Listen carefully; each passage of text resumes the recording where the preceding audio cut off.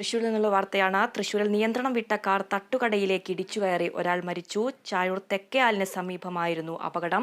വിവരങ്ങളുമായി തൃശൂരിൽ നിന്നും അനീഷ് ആന്റണി ചേരുന്നുണ്ട്. അനീഷ്, എപ്പോഴാണ് ഈ അപകടം ഉണ്ടായത്?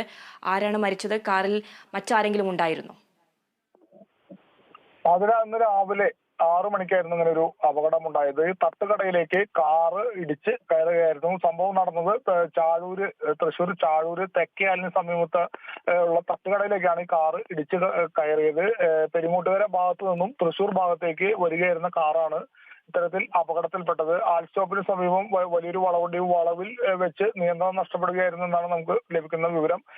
കാറ് നേരെ തട്ടുകടയിലേക്ക് ഇടിച്ച് കയറുകയായിരുന്നു. എതിർവശത്തുള്ള ഹോട്ടലിൽ നിന്ന് ചായ കുടിച്ച ശേഷം ഈ തട്ടുകടയ്ക്ക് മുന്നിൽ പത്രം വായിക്കാൻ വന്നിരുന്ന ഗോപി എന്ന ആളാണ് മരണപ്പെട്ടത്.